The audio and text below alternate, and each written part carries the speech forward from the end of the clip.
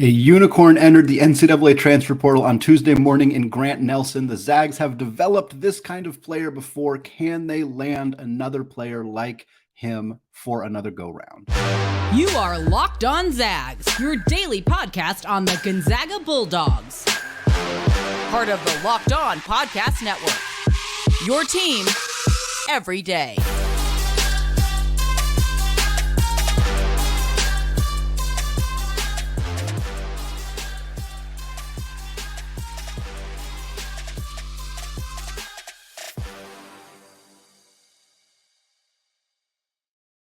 What is going on, y'all? Welcome to the Locked On Zags podcast, part of the Locked On Podcast Network, your team every day. I'm your host and longtime Gonzaga podcaster, Andy Patton, here to give you news and updates on all things Zag athletics. Well, it is a Transfer Portal Tuesday episode here of Locked On Zags. We got a pair of Transfer Portal targets to discuss before we close things out, talking about former Gonzaga target Taran Armstrong, and how the Transfer Portal isn't always for everybody. We're going to talk about all of that, but first we're going to lead talking about Grant Nelson. Grant Nelson entered the transfer portal just a few minutes before I hit record on this podcast this morning. Here on Tuesday, it had been rumored for a week or so, maybe even longer than a week, that Grant Nelson was going to enter the transfer portal. So it was something that a lot of people were kind of expecting news to see. Grant Nelson is a 6'10" stretch 4 from Devils Lake, North Dakota. He spent the past 3 seasons playing at North Dakota State, and he went viral last year. Some of you probably saw this video package that was put together. I think it came out around December of last season. It's a highlight package of him and what he was doing at North Dakota State. And he looks a lot like Chet Holmgren. There's just no other way to possibly put it. He's not as efficient as a shooter. We'll talk a little bit more about his numbers and his role. But he's a 6'10", kind of lanky, good shot blocker, good ball handler, plays away from the rim, can kind of do things that you'd expect to see a guard doing. Very, very good rebounder. Again, good rim protector. The outside shooting isn't as consistent as it was with Chet. I mean, Chet was a unicorn among even unicorns in how absolutely efficient he was around the rim as a shot blocker and as a three-point shooter. Nelson doesn't quite have that entire package, but there is a reason that him entering the transfer portal is monstrous news. It is, every school is going to be involved in this kid. Just to give you a little bit of a background on who he is. Again, he was 3-year guy at North Dakota State. He was good all 3 seasons. He was a role player as a freshman, still averaged about 6 points per game, 12 points per game as a sophomore, and then fully had his explosion as a junior this past season in 2022-23. He made 30 starts for North Dakota State, played 30 minutes per game, averaged a hair under 18 points, 9.5 rebounds, 2.1 assists, and 1.7 blocks. He shot just over 60% on 2-pointers. So again, a very efficient scorer inside the arc. He was only 27% from deep. Now he's a career 31% 3-point shooter. So the 27% was a pretty low mark for him. But again, if you want to talk about a player being a true unicorn and having that ability to fully stretch the floor, you're going to want to see them be a bit more consistent than 27% or even 31% as he's been for his career. Now, he's a 72% free throw shooter, and he's a good jump shooter in general. So I think the odds of his 3-point shooting improving are pretty high, and I think they'll improve next year wherever he ends up, because he will be in a situation where he is not as much of a focal point for opposing defenses. We've talked about this extensively. Everyday listeners have heard me say this probably 15 or 20 times. I often make the comparison with Ryan Woolridge, who saw his efficiency bump up significantly when he went from North Texas to Gonzaga. And we've seen other players have that similar bump as well. And I think Nelson, whether it's at Gonzaga or whether it's somewhere else, which we'll talk about momentarily, I think we're going to see him be more like a 35% 3-point shooter, which, man, oh man, that just makes him absolutely filthy as an overall basketball player. Well, who's interested? Well, like I said, we started recording this very shortly after he officially entered the NCAA transfer portal, but because it had been rumored for so long that he was considering doing so, there are already some names, some schools that have been tossed out there. In fact, there are already people reporting, and I don't know the entire validity of this, but that it is basically down to 2 places: either professional, as he has entered the NBA draft, and there is a very reasonable chance that he gets selected. He was recently invited to the NBA draft combine. Not all prospects get invited to the draft combine. A lot of mid-major prospects who declare for the draft while also entering the portal don't end up getting invited to the NBA draft combine. So for Grant Nelson to get that invite is clear indication that the league has enough belief that he could be a guy who goes in the late second round or even mid second round. And the skill set again is incredibly tantalizing for NBA scouts. A 6'10" guy who can stretch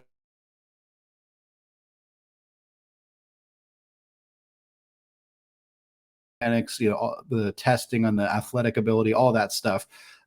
Without knowing what that is, it's hard to know how serious his NBA aspirations are at this point. But the fact that it is a legitimate option for him is proof that any college team should really be invested in trying to land this kid if they can. The other school, or the school I should say, that is most heavily linked to Grant Nelson right now is Eric Musselman and the Razorbacks, Arkansas. They have been very, very active in the transfer portal this season. They've landed L. Ellis, they've landed Keon Menefield, they've landed a handful of other guards, but they haven't been as active in the front court. And I think they lost Mikal Mitchell. He's in the transfer portal. Unsure what's going to happen with Jordan Walsh, who's not really a big, but he's more of a wing for them. They have a high-level incoming freshman coming in Bay Fall, but he's a true freshman. So for them, I think for Arkansas to be a legitimate top 10, top 5 national contender next year, landing a big like Grant Nelson would do it. So it is not surprising that Musselman and the Hogs are really invested in trying to get this young man to come to Fayetteville and play for Arkansas. But that's not it. That's what we're hearing as the likely 2 candidates right here, but I can guarantee you that just about everybody will be involved. Gonzaga will check in here. Whether it gets reported that they checked in or not, I'm not sure, but I can almost guarantee you that they will at least check in. I think Duke's going to check in. I think Carolina's going to check in. I think you could go down the list of traditional blue blood programs. Somebody like Michigan's going to check in since they've lost Hunter Dickinson to the portal. Like, I think that this is going to be a list of the best programs in college basketball effectively are going to be checking in here. Now, some of them are going to be good fits for him. Some of them are maybe not going to be good fits for him, but I wouldn't be surprised if we're hearing just a huge list. Arizona, I just thought of them as losing Azuolas Tubelis. This would be a really nice replacement for Tubelis, a good player to pair alongside Umar Ballo in the front court. So yeah, I think that this is going to be a battle to land this young man. In terms of role that he would have at Gonzaga, when we've been talking about bigs that Gonzaga is potentially pursuing in the portal, we've had a hard time figuring out what that role might look like for some of them because we're expecting Anton Watson to come back. It's not 100% confirmed, but the general expectation is that Anton Watson is testing out the NBA draft waters with the intention of returning to Gonzaga for his 5th and final season. Ben Gregg is coming back. Graham Ike is in the mix. You also have Caden Perry and Braden Huff, who are in theory, they don't want to not play for another season, so you want to find some minutes for them as well. So there's not a ton of room. Of course, you lost Drew Timme. Of course, you lost Efton Reed. So you do have some room to make some adjustments, even after adding a player like Graham Ike.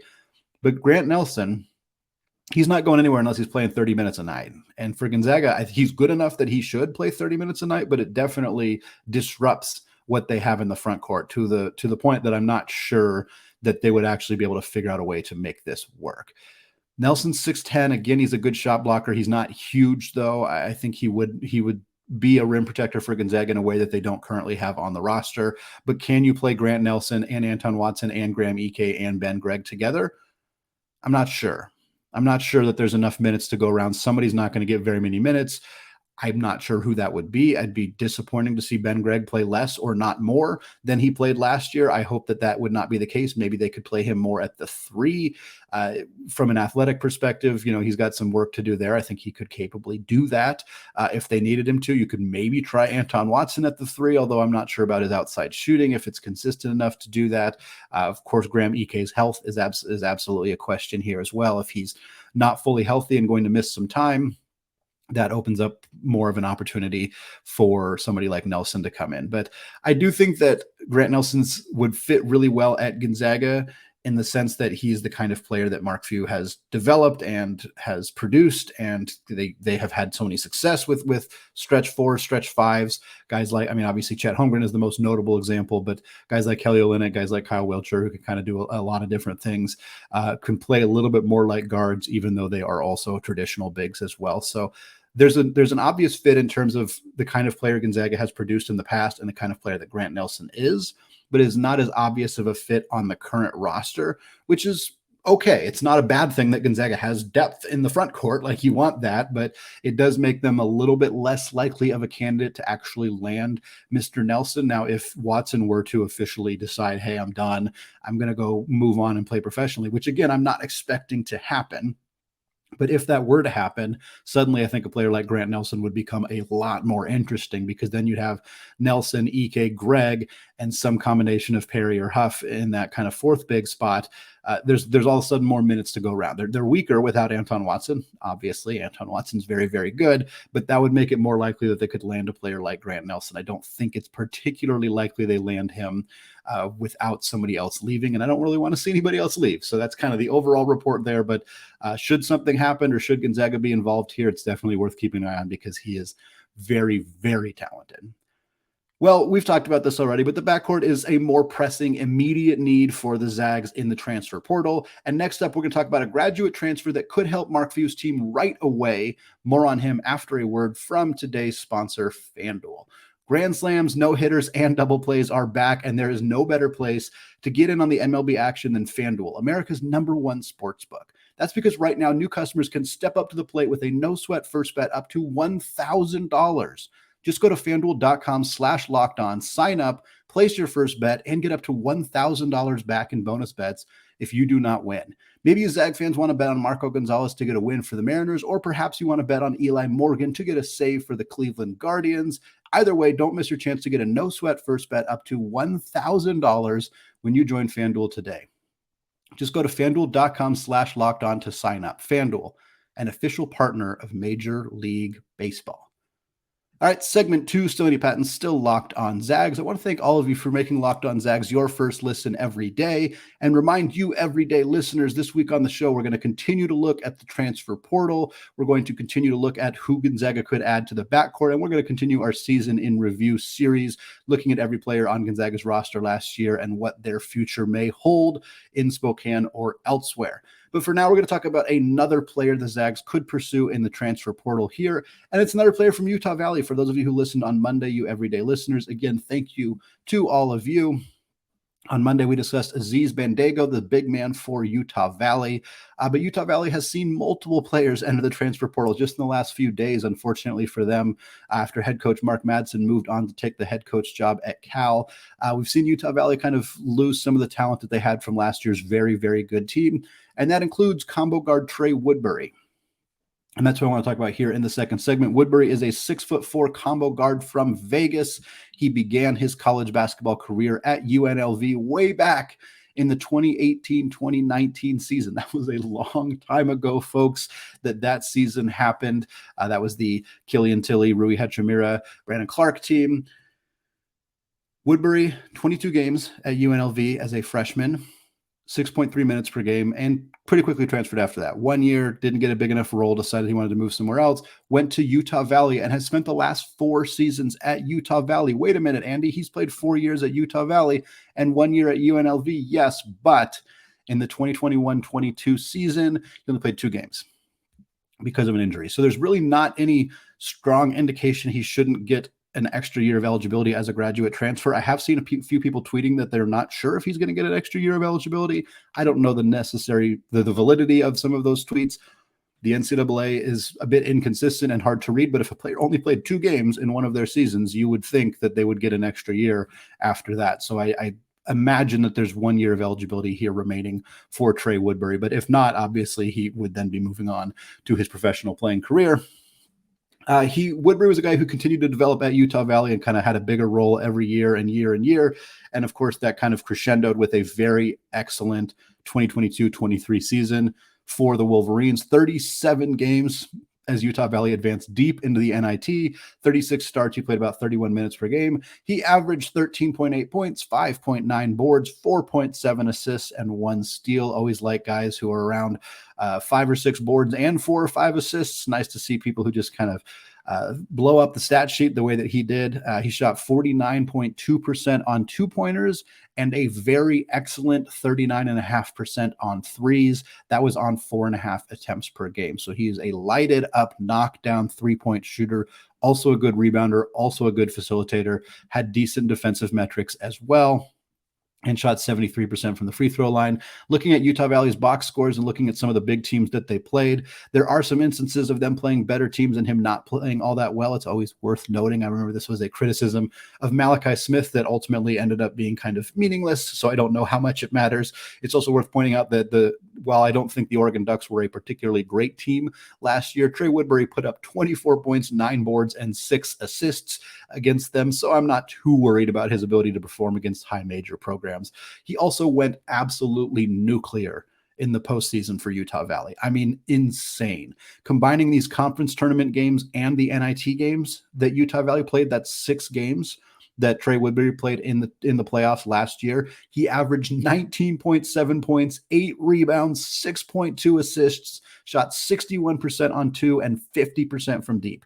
Yes, it's a 6-game sample size, so the percentages are maybe a little bit, you don't want to take them too seriously, but in the playoffs, folks, Gonzaga's guards didn't do so hot in the playoffs this last year, in the final tournament, in the conference tournament, in the NCAA tournament. Finding a player who had a good regular season and then boosted their performance as they got towards the end of the year, it's not hard to see why that's pretty appealing for Gonzaga. Malachi Smith did a similar thing where he had some of his best performances towards the end of the year. And that's kind of what I want to, we'll get to what his role might look like, but I also want to talk about schools that might be interested here. And again, Woodbury entered the portal recently, not quite as recently as Grant Nelson, but recently enough that we don't have a obvious list here that has come out on Woodbury. So we're not sure exactly who is interested. I think it's obvious that Cal is going to show some interest here. Dawes Amack tweeted an eyeball emoji shortly after. I think he retweeted the verbal commits tweet that said that Woodbury was entering the portal. He retweeted it with the eyeball emoji. Amack, of course, played with Tre Woodbury at Utah Valley before he went to Texas Tech, and he is now at Cal alongside Mark Madsen, the head coach at Utah Valley who coached Woodbury. So Amack is trying to get Woodbury to come to Cal. It makes a lot of sense. Cal has lost 9 players in the NCAA transfer portal. They have already added some guards. They added Jalen Cohn out of Northern Arizona. They also added Mike Meadows from the University of Portland. Meadows was a good player at UP last year, entered the portal, committed to LMU, decommitted from LSU, and then decided to go to Cal. Kind of an odd trajectory for him, but we have seen the Golden Bears already add a few guards. But boy, if they could add Tre Woodbury alongside Amack and Cohn and Meadows, that's a really, really good offseason so far for Mark Madsen. Is this team suddenly going to compete in the Pac-12? Probably not. They were very, very bad last year, but that would be another big addition for them. But I don't think Cal's the only option here by any stretch of the imagination. I think there are a ton of high majors that I think could absolutely give him some interest, show some interest in him. I think Baylor is a school that I keep mentioning whenever we talk about guards because Baylor has lost so many guards this season. Adam Flagler's out the door. LJ Cryer's out the door. Dale Bonner's out the door. Keontae George is out the door. They added Jaden Nunn, but that is it. So I think that they're going to be looking for some guard help. This is a player that they could easily kind of plug in and play right away for this team. I think Texas Tech is in that mold. I think UW could be in that mold as well. They've already added a few players, but why not add a few more? They've also lost a ton of guards to the transfer portal. Stanford makes some sense to me. BYU has been on the hunt for guards, and they have often looked at guards in the state of Utah, and Utah Valley and BYU do have the Mark Pope connection, so I could see that making some sense for them. I also think Colorado is a school that could make sense here. This is just kind of a list I'm making up for the record. We'll see a report that comes out, I'm sure, in the next day or so of schools that have reached out to Tre Woodbury. I suspect some of these schools will be on there. There's also going to be some schools on there that I was not expecting either, but it would make sense to me for Gonzaga to give him a call and really explore this because he's very similar to Malachi Smith. And whether Malachi Smith is coming back or not is one of the biggest questions surrounding Gonzaga right now. Most people feel pretty confident that Anton Watson is coming back. Most people feel pretty confident that Julian Strother is not coming back. Drew Timmy's not coming back. Steele Venters is coming back. Those are basically 100%. So really Malachi Smith's the one kind of in the middle, the one that's unclear if he's going to come back or not. And I think the nice thing about Woodbury is he would be a player you could pursue either way. And that's kind of when I'm thinking of, if I'm trying to put my Mark Few hat on and think like him, that's kind of a big part of it is what's a player that I can get that's going to be adaptable either way. And for Woodbury, if Malachi Smith were to come back, his final year of college would be in a smaller role. He may not want that. So that does kind of complicate things a little bit, but I think he can fill a role either way. For starters, he's a sharpshooter off the bench. he can fill that role regardless of whether Malachi Smith is in the fold or not. A guy who shot 40% last year on 4.5 attempts per game. He was also a very good facilitator. He had a lot of turnovers, but he also had over 5 assists per game. I don't think he's going to fill that role. Ryan Nembhard is your point guard. Nolan Hickman is your backup point guard. He's probably also your starting combo guard, depending on what happens with Malachi Smith. But I think Hickman soaks up most of the minutes that Ryan Nembhard is not actively on the floor at the point guard position. But Woodbury could be a third guard. He could be a starting guard potentially if Malachi Smith leaves. I think that if Malachi Smith does leave, you still probably start Nembhard and Hickman, and you have Woodbury come off the bench, but he can fill a combo guard role. He could play some 3 if Steele Venters was on the bench. It would be a smaller guard lineup, but you could definitely do it. So I think there's a lot of appeal in Woodbury. I think he's a guy who would benefit from going into an offense where he's not the focal point. Same with Malachi Smith. And it took Malachi Smith some time to adjust to that role. He struggled a little bit early on because he was a guy who had such a high usage rate at Chattanooga that coming to a new school where he was coming off the bench and he was the third or fourth option on the floor. It took him some time, but once he found that role, he excelled. And I think Tre Woodbury could absolutely do the same thing. So if Malachi Smith does move on, Woodbury kind of stepping in and replacing him and playing almost the same role totally makes sense to me. And I think he can absolutely do it. They're not the exact same player. I don't want to just say, oh, he's going to do the exact same thing. But there's enough similarities that I think it could work from a minutes per game and overall scoring production. I think you would see it looking somewhat similar. If Smith does return, then you have Smith and Nembhard and Hickman and Stromer and Woodbury all competing for minutes. That's a little bit clunky. I think, again, you'd play a lot of 3-guard lineups. Steele Venters could even shift up a little bit potentially. It kind of depends how ready they feel that Yo and Tui, the 2 freshmen coming in, are going to be. That's another question for Mark Few and the Zags to kind of figure out. But to me, Woodbury makes a lot of sense, either if Smith returns or not, but definitely if Malachi Smith is out the door, you're going to want to replace him with somebody that you can find that's similar. And Woodbury is a veteran guard who's done it all, who's a good 3-point shooter, who I think could slide into that role comfortably at Gonzaga next season. Well, former Gonzaga target Taran Armstrong signed a professional contract overseas in the NBL, proving that the transfer portal is not the only way for mid-major stars to get recognized. More coming up on that right after this. All right, segment 3, still Andy Patton, still locked on Zags. We're still talking transfer portal, although we are switching the conversation a little bit here to talk about a former Gonzaga target in the transfer portal, Taran Armstrong, because Taran Armstrong is no longer in the transfer portal. He has signed a professional contract overseas in the NBL, the National Basketball League in Australia. He's from Australia. He came to Cal Baptist from the NBA Global Academy in Australia, so it is not surprising to see him go home to play professionally. But I know that he was like one of the first hot names in the transfer portal, ranked very highly on that list by a lot of people, and was kind of sought after by a ton of high major programs. Ultimately, what ended up happening to Armstrong and what looks like kind of a raw deal for him was that he named his Final Four, the 4 schools that he wanted to go to, and basically all those schools just went other directions with their guard additions. I don't think it was intentional of like, we're no longer interested in Armstrong. The biggest thing that happened is that Ryan Nembhard entered the transfer portal, and it created a domino effect that I think did impact Armstrong in a negative way. Creighton was one of his top 4 alongside Gonzaga, alongside Providence, alongside Xavier. Those are the 4 schools that he was considering. He's either Gonzaga or the Big East. That's where he was going to go. The Zags, of course, added Ryan Nembhard. And Creighton, when they realized they lost Ryan Nembhard, they went out and added Utah State's Stephen Ashworth. Those 2 programs immediately filled very, very big needs and filled point guard roles specifically, which is the role that Taran Armstrong was going to fill. Meanwhile, Xavier and Sean Miller went out and got Davion McKnight from Western Kentucky. They also added a combo guard in Quincy Olivier from Rice. So adding those 2 guys kind of pushed Xavier to a spot where they didn't have a ton of room in the guard spot.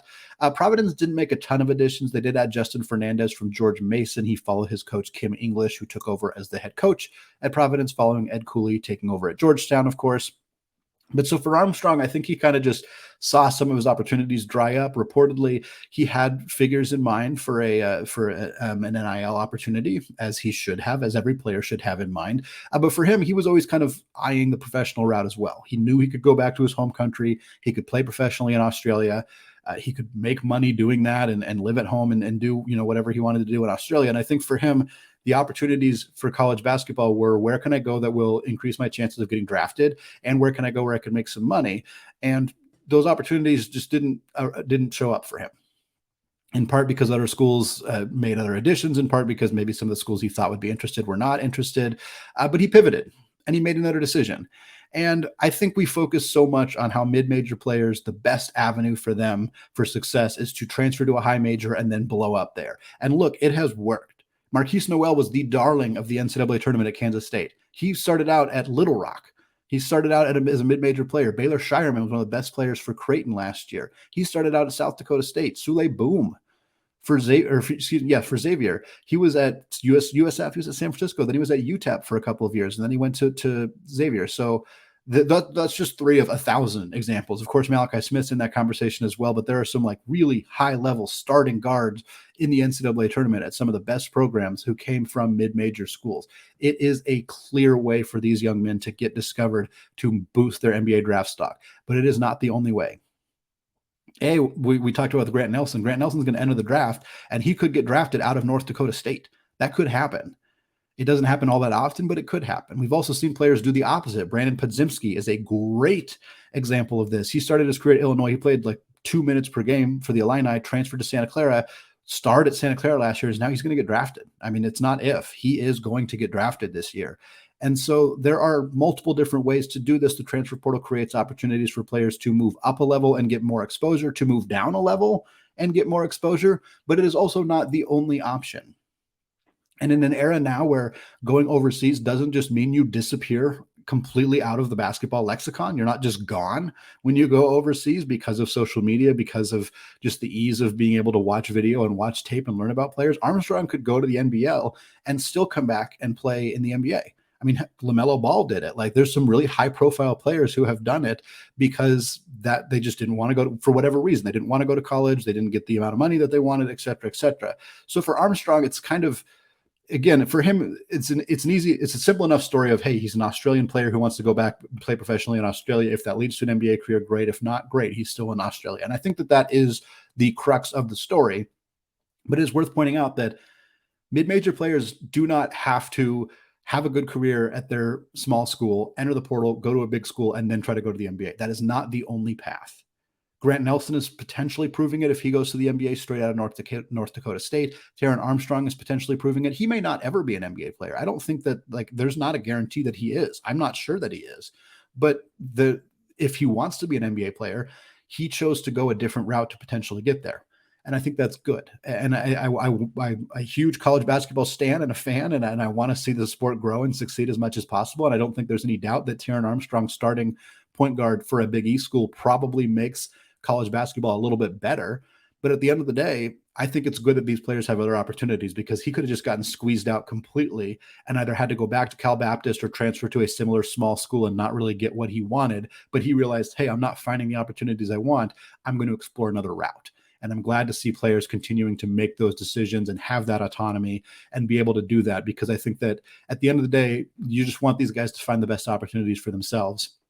And Armstrong didn't find it in college basketball, and I'm glad he found another way, even though I wish I got to see what he could have done at a higher major program, because I think he could have been really, really good. I think Gonzaga made the right decision in adding Ryan Nembhard without a doubt.